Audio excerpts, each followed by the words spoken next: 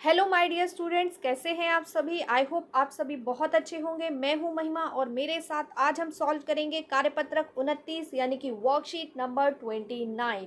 आज का विषय है हमारा सामाजिक विज्ञान और हमें भूगोल का टॉपिक मिला हुआ है ऋतुएं, जो कि ज्योग्राफी के यानी भूगोल के पार्ट 4 जलवायु का एक भाग है। जलवायु पार्ट 4 आपका भूगोल का एक चैप्टर है और इस चैप्टर के भाग 1 को हम पिछली वर्कशीट में सॉल्व कर चुके हैं। आज हम इसका भाग 2 सॉल्व करने जा रहे हैं। आप बच्चों, आप सभी को पता है कि आपका जो सिलेबस है उसी पर बेस्ड आपका एग्जाम होगा, इसीलिए आपके सिलेबस पर बेस्ड आपकी ये वर्कशीट्स आपको प्रोवाइड की जा रही हैं। इसलिए सिर्फ क्वेश्चन आंसर सॉल्व करना इम्पॉर्टेंट नहीं, बल्कि इस टॉपिक को समझना बहुत ही इम्पॉर्टेंट है। जैसे जैसे आप इन टॉपिक्स को समझते जाएंगे और क्वेश्चन आंसर सॉल्व करते जाएंगे, वैसे वैसे आपकी एग्ज़ाम प्रिपरेशन होती जाएगी और आपको एग्ज़ाम में अच्छा स्कोर मिल जाएगा। तो बेहतर एग्ज़ाम के लिए, बेहतर मार्क्स के लिए और बेहतर करियर के लिए आप मेरे साथ इस टॉपिक को समझेंगे और उसके बाद हम एक साथ मिलकर सॉल्व करेंगे हमारे क्वेश्चन आंसर्स। और स्पेशली हमारे 9th के जितने भी बच्चे हैं जो हमारी वीडियोस को देखते हैं, मेरी यानी महिमा की वीडियोस को जो भी देखते हैं, उन सभी बच्चों को बहुत बड़ा वाला थैंक यू सो मच, क्योंकि आप सभी मेरी वीडियो को देखते हैं, पसंद करते हैं और अपने व्यूज़ को भी बताते हैं कि आपको वीडियो देख के कैसा लगा। तो इसके लिए आपको बहुत बड़ा वाला थैंक यू। और आगे भी आप मेरी वीडियोस को देखें, पसंद करें और मुझे बताते रहें कि आपको मेरी वीडियोस कैसी लगी। अगर अच्छी लगती है तो उसको लाइक ज़रूर करिए, अपने दोस्तों से शेयर करिए और हमारे चैनल को सब्सक्राइब जरूर करिए। चलिए देखते हैं हम आज का इंटरेस्टिंग सा टॉपिक, ऋतुएं यानी कि मॉनसून का आगमन, जो कि अभी अभी जस्ट गया है और आप कह सकते हो चल रहा है। हमारे देश में मॉनसून अभी लगभग चल रहा है। तो स्पेशली हमारे दिल्ली में 2-3 दिन में तो बारिश हो जा रही है, तो आप समझ रहे होंगे क्योंकि बहुत मज़ेदार मौसम है और करंट में सिचुएशन ऐसी है तो हम उसको फील करके सॉल्व कर सकते हैं। जब हम फील करके किसी चीज़ को सॉल्व करते हैं ना, तो वो चीज़ें और अच्छे से सॉल्व होती है। समझ गए ना आप मेरी बात को। चलिए देखते हैं आज का टॉपिक। पॉइंट नंबर 1, जून के प्रारंभ में उत्तरी मैदानों में उच्च तापमान के कारण निम्न दाब की स्थिति बन जाती है। क्या बोल रहा है ये? जून के प्रारंभ यानी कि शुरुआत में, प्रारंभ का मतलब होता है शुरुआत। जून के प्रारंभ में उत्तरी मैदानों में, ठीक है, उत्तरी मैदान कौन? देश के, हमारे देश के ऊपर वाले हिस्से के जो क्षेत्र होते हैं वो उत्तरी मैदान में आते हैं। तो जून के प्रारंभ में उत्तरी मैदानों में उच्च तापमान के कारण, यानी कि ज़्यादा तापमान, यानी कि गर्मी ज़्यादा होती है। आपने देखा ना, गर्मी ज़्यादा होती है, तापमान ऊंचा रहता है, 35, 36, 40 तक तापमान पहुंच जाता है। तो उच्च तापमान के कारण निम्न दाब की स्थिति बन जाती है। ठीक है, निम्न दाब की स्थिति क्यों रहती है? मैंने आपको पिछले वीडियो में बताया था। उच्च तापमान यानी कि तापमान ज़्यादा होगा, गर्मी ज़्यादा होगी, तो क्या होगा? हवा के अंदर जो आर्द्रता है यानी पानी की मात्रा है वो क्या होगी? कम हो जाएगी। हवा के अंदर आर्द्रता कम हो जाएगी अगर तापमान बहुत ज़्यादा होगा तो। और जब हवा में आर्द्रता कम हो जाएगी तो हवा कैसी हो जाएगी? हल्की हो जाएगी। और हवा, हल्की हवा क्या होती है? मैंने आपको बताया था, हल्की हवा ऊपर की तरफ जाती है। तो हल्की हवा कहाँ जाएगी? ऊपर की तरफ जाती है। तो जब हल्की हवा ऊपर की तरफ जाती है तो वायु दाब जो होता है वो कैसा हो जाता है? कम हो जाता है। तो इसीलिए जून के प्रारंभ में उत्तरी मैदानों में उच्च तापमान यानी ज़्यादा तापमान के कारण निम्न दाब की स्थिति बन जाती है, यानी कि दाब जो होता है वो कम हो जाता है। क्यों हो जाता है? क्योंकि तापमान ऊंचा रहता है। अगर तापमान नीचा रहेगा तो दाब की स्थिति कैसी हो जाएगी? कम हो जाएगी। ठीक है, तो निम्न दाब की स्थिति बन जाती है। ठीक है, आगे देखते हैं। वहीं दक्षिणी समुद्रों के ऊपर अपेक्षाकृत कम तापमान के कारण उच्च दाब का क्षेत्र बन जाता है। दक्षिण में क्या होता है? दक्षिण में जो समुद्र है, तो दक्षिणी समुद्रों के ऊपर अपेक्षाकृत कम तापमान, यानी कि वहाँ पे कम तापमान रहता है। कम तापमान का मतलब जैसे उत्तरी में जो, उत्तर में उस समय जो ज़्यादा तापमान, ज़्यादा गर्मी रहती है, पारा जो है वो 40-45 तक पहुँचता है। वहीं दक्षिण के समुद्र के पास का जो एरिया होता है वहाँ का तापमान क्या होता है? यहाँ के मुकाबले कम होता है, यानी कि वहाँ यहाँ के मुकाबले ठंडक होती है। तो कम तापमान के कारण उच्च दाब रहता है। मैंने आपको अभी भी बताया था, पिछले वीडियो में भी बताया था, रिकॉल कर लीजिए आप इस बात को, कि तापमान उच्च रहेगा तो दाब जो है वो कम रहेगा, निम्न रहेगा। और अगर तापमान कम रहेगा तो दाब जो है वो कैसा रहेगा? उच्च रहेगा। इस बात को याद रखिए। अपोजिट रेशियो समझ लीजिए तो आपको बहुत जल्दी याद हो जाएगा।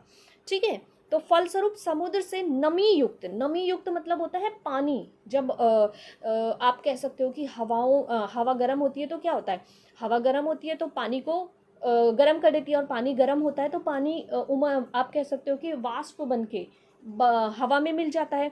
तो हवा में मिलने के बाद कैसा होता है, हवाएं कैसे हो जाती हैं, नमी वाली हो जाती है। नमी मतलब हवाओं में आर्द्रता बढ़ जाती है, पानी की मात्रा बढ़ जाती है। तो फलस्वरूप इसके फलस्वरूप क्या होता है, समुद्र से नमी युक्त दक्षिण पश्चिमी पवनें स्थल की ओर बहना शुरू हो जाती हैं। यानी समुद्र से स्थल की ओर वायु चलने लगती है। किधर से चलती है, समुद्र से स्थल की ओर चलने लगती है। और जो वायु होती है वो कैसी होती है, नमी युक्त होती है, यानी हवाओं में पानी की मात्रा होती है बहुत ज़्यादा, तो उसे नमी युक्त बोलते हैं। ठीक है, तो नमी युक्त पवनें चलती हैं। फलस्वरूप समुद्र से नमी युक्त दक्षिण पश्चिमी पवनें स्थल भाग की ओर बहना शुरू हो जाती हैं।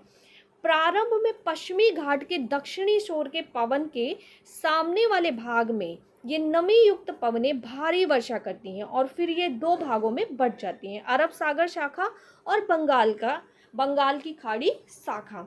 तो क्या होता है, शुरू में ये जो पवनें होती हैं ये आगे जब बढ़ती हैं, जहाँ जहाँ टकराती हैं वहाँ वहाँ वर्षा करना शुरू कर देती हैं। तो प्रारंभ में पश्चिमी घाट के दक्षिणी छोर से, यानी कि पश्चिमी घाट के दक्षिणी छोर से, ये जो छोर मतलब होता है एक कह सकते हो एक कोना, एक अंत। तो दक्षिणी छोर से के पवन के सामने वाले भाग में से ये नमी युक्त पवनें भारी वर्षा करती हैं, मतलब शुरुआत से भारी वर्षा करते हुए ये आगे बढ़ना शुरू करती हैं। फिर ये दो भागों में बंट जाती है और आगे जाके ये दो हिस्सों में डिवाइड हो जाती है, अरब सागर शाखा और बंगाल की खाड़ी शाखा। आप समझ गए मैं क्या कह रही हूँ। मैप को देखिए, मैप को देखेंगे तो आपको ज़्यादा अच्छे से समझ में आएगा। ये दो हिस्सों में डिवाइड हो जाती है, एक अरब सागर की तरफ चली जाती है और दूसरा बंगाल की खाड़ी शाखा, दो शाखों में डिवाइड हो जाती है। यहाँ तक आई होप सभी बच्चों को समझ में आ गया होगा। चलिए आगे देख लेते हैं। धीरे धीरे ये संपूर्ण भारत को आच्छादित यानी कि ढक लेती हैं। संपूर्ण भारत में ये पवनें बढ़ती रहती हैं, आगे ढक लेती हैं, यानी कि आच्छादित कर लेती हैं।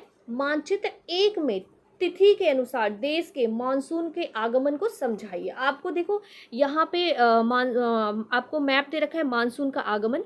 इसमें आपको कुछ लाइनें शो कर रखी हैं जिसके माध्यम से आपको बताने की कोशिश की जा रही है कि कैसे कैसे ये धाराएं जो होती हैं आगे बढ़ती हैं और कैसे ये पूरे देश में वर्षा करवाती हैं। ठीक है, चलिए आगे देख लेते हैं। सर्वाधिक वर्षा भारत के उत्तर पूर्वी हिस्सों व द्वीप समूहों में होती है। ठीक है, सर्वाधिक वर्षा भारत के उत्तर पूर्वी हिस्सों व द्वीप समूहों में होती है। मेघालय स्थित मानसीनराम विश्व में सर्वाधिक वर्षा वाला क्षेत्र है। तो ये बात सभी बच्चे आई होप जानते ही होंगे कि मानसीनराम एक ऐसी जगह है भारत में जो मेघालय में स्थित है और जहाँ पे विश्व की सर्वाधिक वर्षा होती है। और इसके सिवा विश्व की सर्वाधिक वर्षा कहाँ होती है, चेरापूंजी में होती है।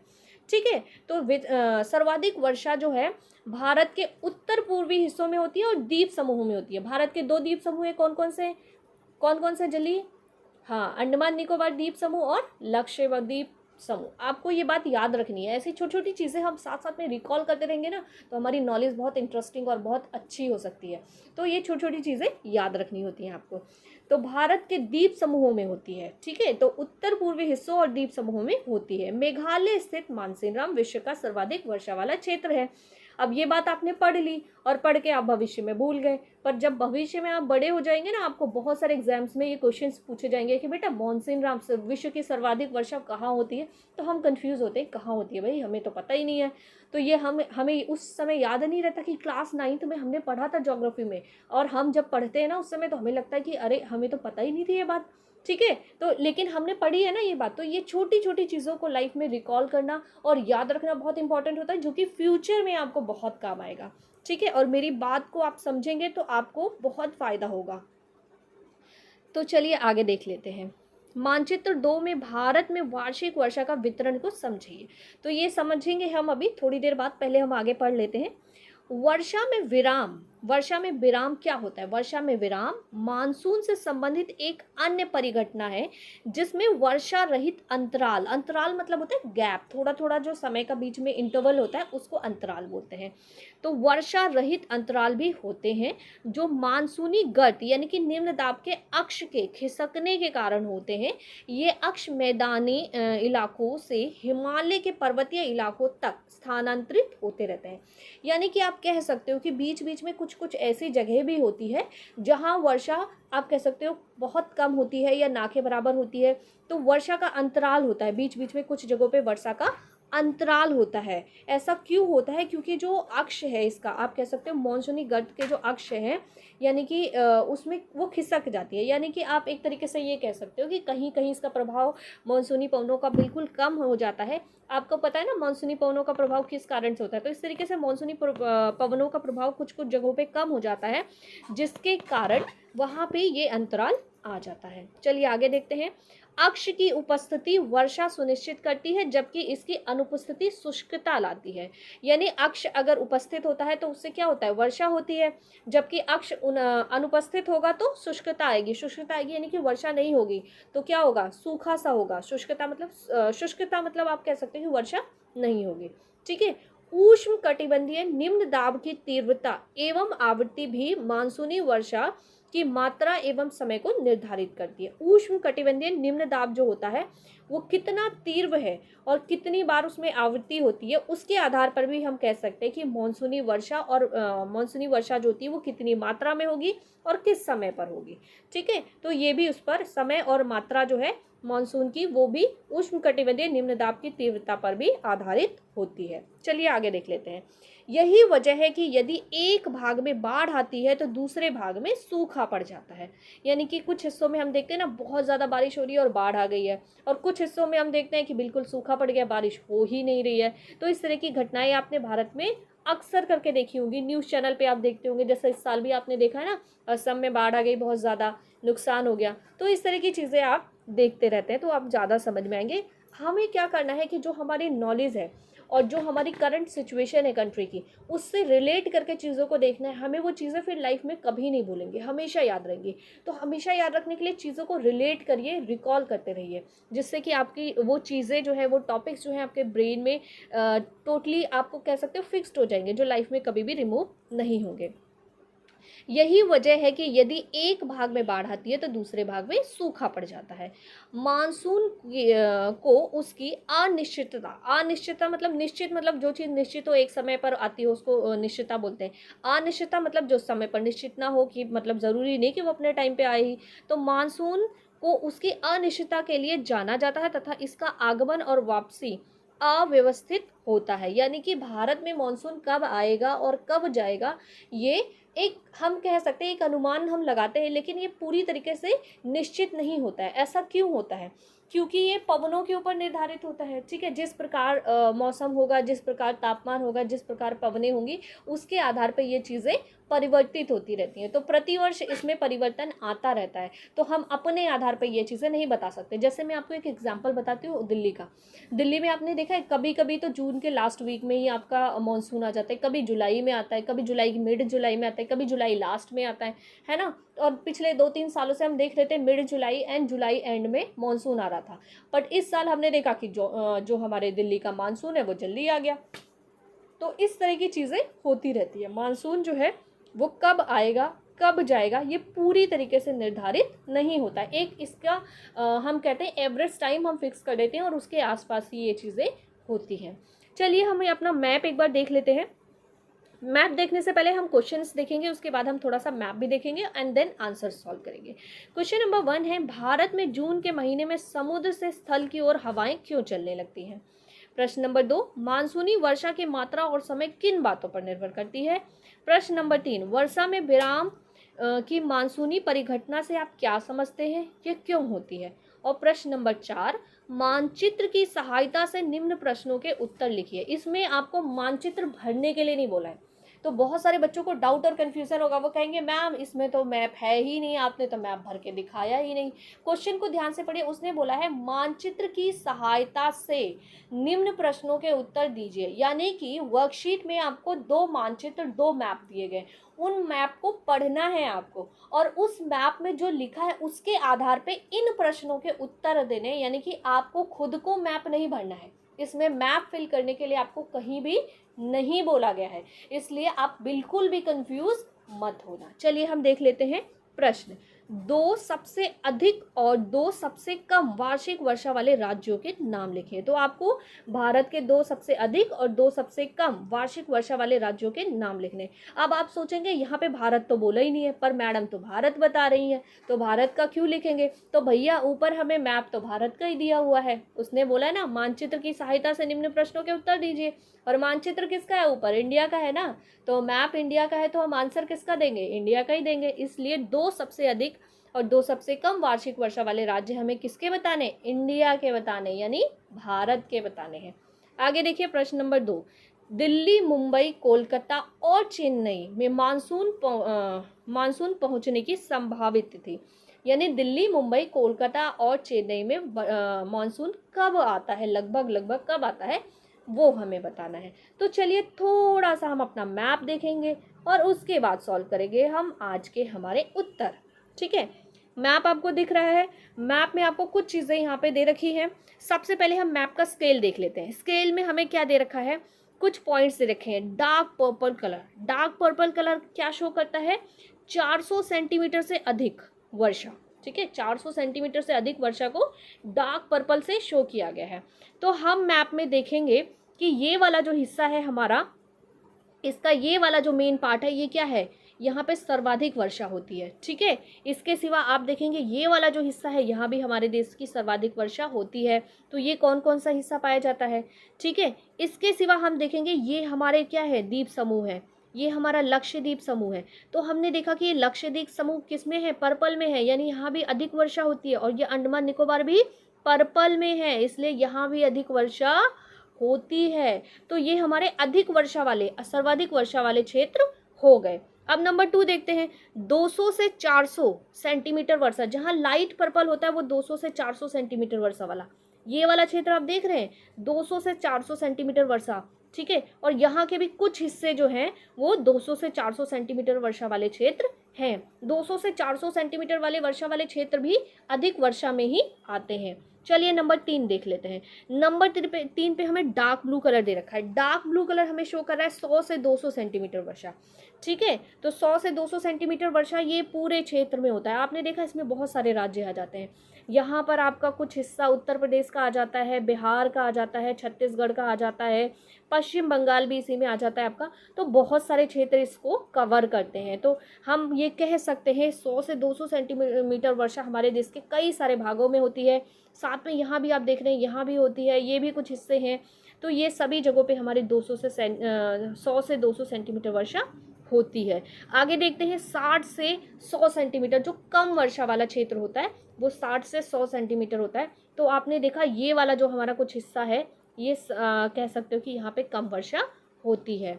अब इसके बाद देखते हैं 40 से 60 centimetre light blue. Light blue यानी कि ये वाला हिस्सा, ये वाला हिस्सा जो है यहाँ पे आपकी 40 से 60 सेंटीमीटर वर्षा होती है, या कुछ हिस्से इधर के भी हैं जहाँ पे बहुत कम वर्षा होती है। अब सबसे कम वर्षा 20 से 40 सेंटीमीटर वर्षा, 20 से 40 सेंटीमीटर, बिल्कुल वाइट वाला ये वाला हिस्सा आप देख रहे हैं, ये वाला हिस्सा आप देख रहे हैं, राजस्थान आपका आ जाता है इसमें, राजस्थान का खास तौर से ये वाला हिस्सा। ठीक है, यहाँ पे क्या है, सबसे कम वर्षा होती है 20 से 40 सेंटीमीटर।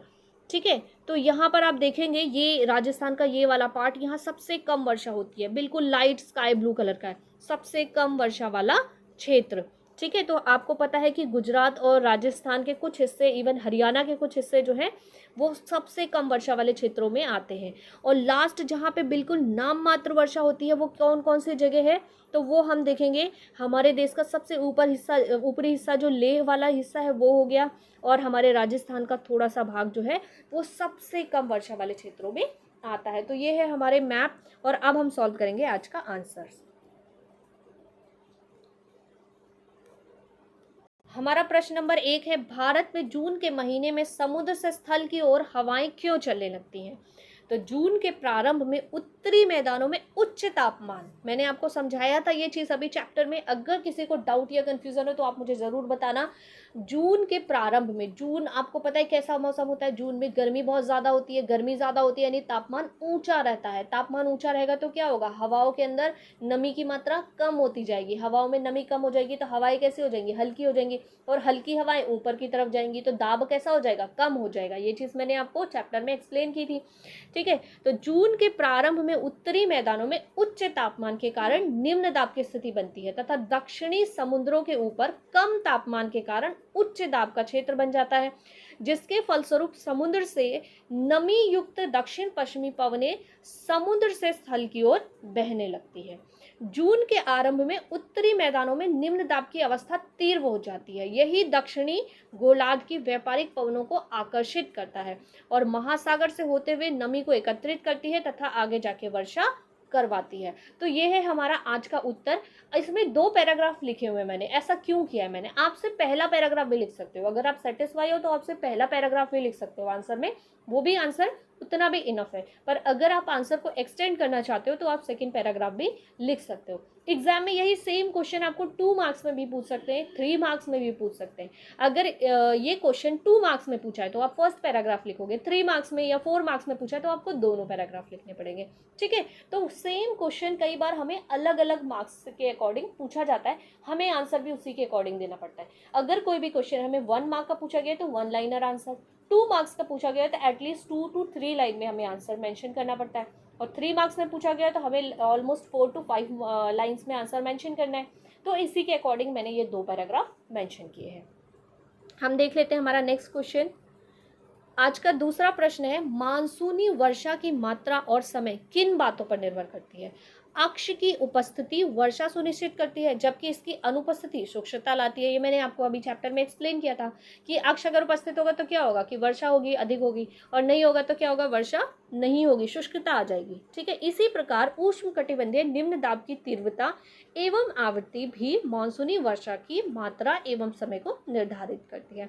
तो ये चीज़ मैंने अभी आपको बहुत अच्छे से डिक्टेट की है। अगर आपको कोई डाउट या कन्फ्यूजन होता है तो आप मुझे जरूर बताएं। प्रश्न नंबर 3, वर्षा में विराम की मानसूनी परिघटना से आप क्या समझते हैं, ये क्यों होती है। तो वर्षा में विराम मानसून से संबंधित एक परिघटना है जिसमें वर्षा रहित अंतराल भी होते हैं, जो मानसूनी गर्त के अक्ष के खिसकने के कारण होते हैं। यह अक्ष मैदानी इलाकों से हिमालय के पर्वतीय इलाकों तक स्थानांतरित होते हैं। तो ये मैंने आपको बताया था कि मैदानी से हिमालय तक ये क्यों स्थानांतरित होते हैं, क्योंकि ये जैसे थोड़े थोड़े अंतराल पे आगे बढ़ते हैं, जिसके अनुसार कई सारे चेंजेस आते रहते हैं। ठीक है, तो वह अक्ष जो होता है खिसक जाता है, जिसकी वजह से आप कह सकते हो कि ये जो हवाएं आगे बढ़ती हैं, कहीं इनका प्रभाव ज़्यादा होता है, कहीं इनका प्रभाव कम होता है, तो उसी के अनुसार इसका वर्षा का जो अंतराल होता है वो भी बदलता रहता है।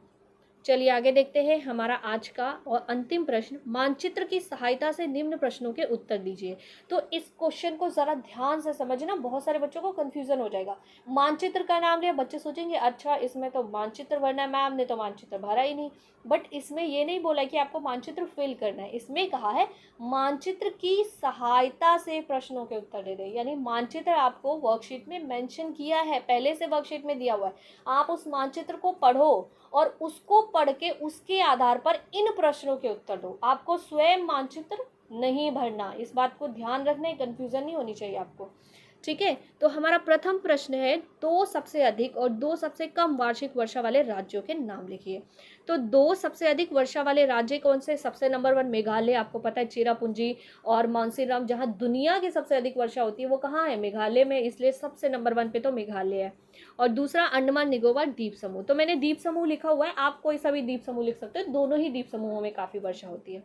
तो उसके बाद सेकंड देख लेते हैं, 2 सबसे कम वर्षा वाले राज्य, तो 2 सबसे कम वर्षा वाले राज्य राजस्थान और गुजरात। राजस्थान के कुछ हिस्से ऐसे हैं जहां बिल्कुल कम वर्षा होती है और कुछ हिस्से ऐसे हैं जहां थोड़ी बहुत वर्षा होती है। ठीक है, ऐसे ही गुजरात में, तो गुजरात और राजस्थान। प्रश्न नंबर, इसी का सेकंड पार्ट देख लेते हैं, दिल्ली, मुंबई, कोलकाता और चेन्नई में मानसून पहुंचने की संभावित तिथि बतानी है। संभावित मतलब एग्जैक्ट तो हम नहीं बता सकते ना किसी भी राज्य में कि भाई इसी डेट को मानसून आएगा, ये तो कोई भी नहीं बता सकता, हम संभावित तिथि बताते हैं कि इसके आसपास आ सकता है। ठीक है, तो मानसून पहुंचने की संभावित तिथि दिल्ली में जुलाई का प्रथम सप्ताह, कई बार दिल्ली में जून के लास्ट वीक में भी आ जाता है मानसून, और कई बार मिड जुलाई में या लास्ट जुलाई में भी आता है। ठीक है। तो उसके बाद मुंबई, मुंबई आपका जो बुक है, आपका जो ज्योग्राफी का चैप्टर है, ये चैप्टर 4 जलवायु, मैंने ये सभी जो आंसर्स आपको दिए हैं ये आपकी वर्कशीट के साथ साथ आपका चैप्टर स्टडी करके भी दिया है। ठीक है। तो आपके ये चैप्टर बेस्ड आंसर्स है। आपकी जो बुक है ज्योग्राफी की, उसका जो चैप्टर 4 जलवायु है उसको स्टडी करके हम जो आपको कोई भी आंसर्स देते हैं हमारे चैनल पे, वो कभी भी कोई भी आंसर्स हम अपनी मर्जी से लिख के या ऐसे ही नहीं दे देते। हम सभी आंसर्स को पहले स्टडी करते हैं, खुद स्टडी करते हैं, क्योंकि हम खुद टीचर हैं, हम प्रोफेशनल टीचर हैं और हम पिछले 8-10 सालों से बच्चों को पढ़ा रहे हैं। हमारा काम ही यही है, दिन भर बच्चों के साथ रहना, टाइम स्पेंड करना और बच्चों को पढ़ाना। तो हमारा मोटिव यही है कि हम आपको अच्छी से अच्छी नॉलेज और इन्फॉर्मेशन दें जो कि करेक्ट हो और आपके ज्ञान को बढ़ाए, आपकी नॉलेज को बढ़ाए, फ्यूचर में आपको फ़ायदा हो और आपको रियलाइज़ हो कि हाँ, महिमा मैम ने मुझे सोशल स्टडी पढ़ाया था और मैम ने ये चीज़ें बताई थी, बिल्कुल सही बताई थी और आज मेरे काम आ रही है। क्योंकि मेरे बहुत सारे ऐसे पढ़ाए हुए स्टूडेंट्स हैं जिनको मैंने पढ़ाया 9th 10th 11th 12th में, और आज की डेट में मेरे बच्चे जो है वो काफ़ी डेवलप कर चुके हैं, काफ़ी अच्छी अच्छी पोस्ट पे, कुछ तो जॉब कर रहे हैं, किसी ने बहुत अच्छी